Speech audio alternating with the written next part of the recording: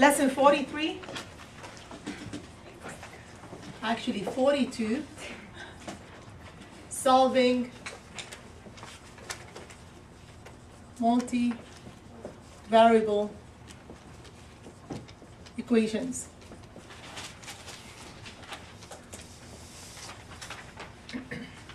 So in this type of equations, we're going to have different variables.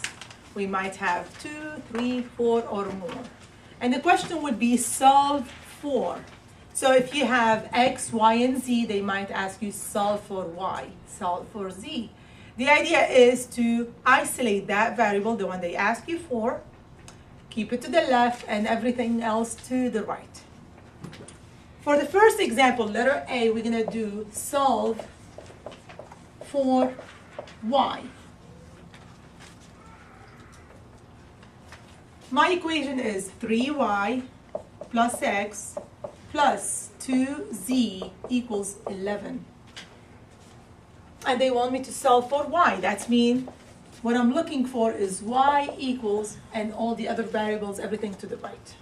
So I'm isolating y. First step, I'm going to move the x and the 2z to the right. And I'm going to leave just the variable they're asking me for to the left.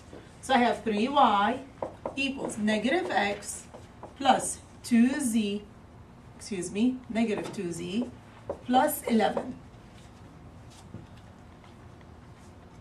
Then I have to divide all sides by 3. Why 3? Because I want y to be with one coefficient. I don't want to have 3 y's, I have to have just one y. So divide here by 3, divide by 3, divide by 3, divide by 3. So my 3 and 3 is gone. So all I have left here is y equals negative x over 3, negative 2z over 3, plus 11 over 3.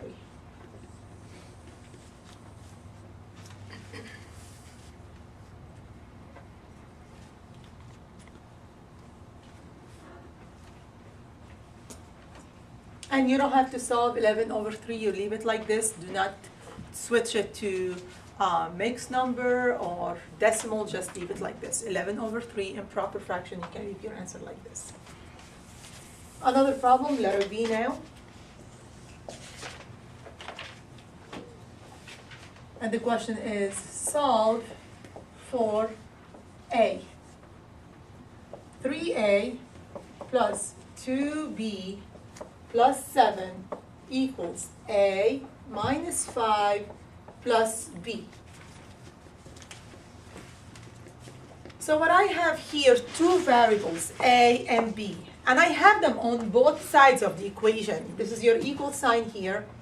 I have a here and here. I have b here and here. And the question is solve for a. That means I have to move all my a's to the left and everything else to the right. So I will be moving things back and forth. The 2b is going to move to the right, so that's going to become negative 2b. The 7 is going to move to the right, that's going to become negative 7. My a here, it's going to move to the left because I have a here and they want me to solve for a. So this a is going to move to the left. So that will be 3a, this one's coming down as is, not changing anything. A here is going to become negative a equals negative 2b, negative 7, negative 5 plus b. So here I have negative 2b, negative 7, my negative 5 came as is. I don't have to change the sign because it is already on the right side. And the b also, I have it on the right side, so I don't change the sign of it.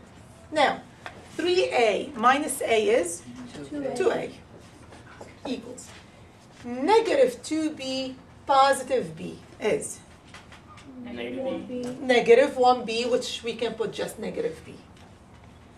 Negative 7, negative 5 is negative 12. The last step will be to divide all sides by 2. Why 2? Because I want a to be 1. Simplify as much as you can, if possible. So here we have A equals negative B over 2 minus 6. And this is the answer for my A.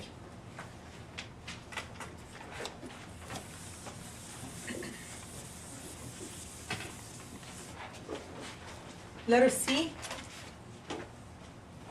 X plus 3y equals 14 minus 2x.